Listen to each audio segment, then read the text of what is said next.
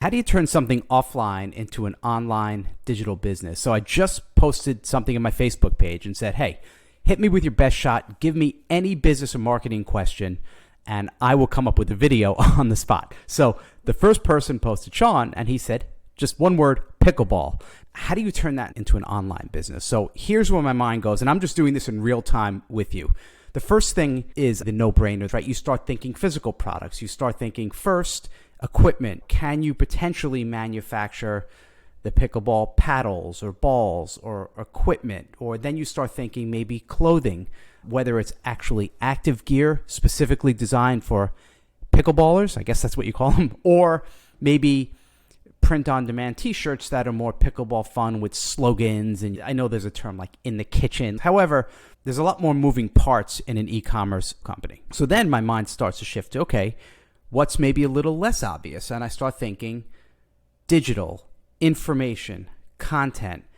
And when I look at a market, I think in terms of a couple of buckets. Number one is going to be the end user. And the end user are going to be kids or adults actually playing the sport. So is there an information play that can serve them? Now I start thinking digital, information, selling content. And you start thinking about courses, membership sites, paid programs, especially for the end user. And you could start thinking about there's different skill sets, right? Number one is the actual skill of pickleball. So it's serving and hitting and strategy, and that's one bucket. And then another one is going to be the physical training and conditioning for it. So aerobic conditioning, anaerobic conditioning, strength training, flexibility, mobility. So those are two different things. You can combine those or you can separate those. Is there a large enough market where there's an advertising play where you create as much content as you can? You create a YouTube channel, you create a blog, you put on Instagram, you put on TikTok, hopefully attracting enough eyeballs, giving away basically all the content for free to attract sponsors and advertisers. Because as the sport's growing, it's going to mature, and there's going to be a lot of companies that want to throw money at reaching pickleballers. So that's the end user consumer side. On the other side are the professionals. It's going to be people teaching pickleball. So you could teach them the actual skills on how to coach pickleball, how to become a better pickleball trainer.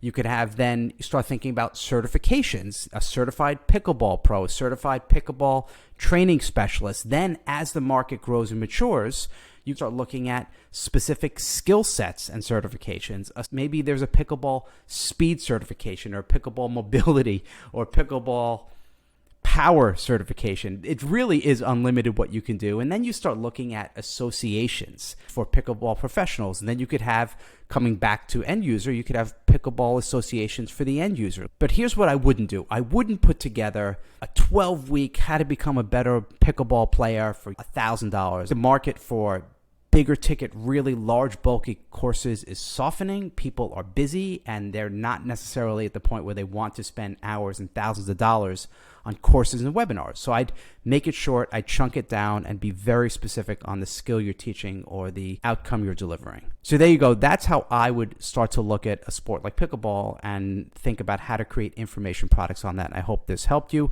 There's so much more. Make sure to click the next video. Follow me on Facebook, subscribe here, get on my newsletter at ryanlee.com. Is that enough pictures for you? Like, subscribe, have fun. I'll see you.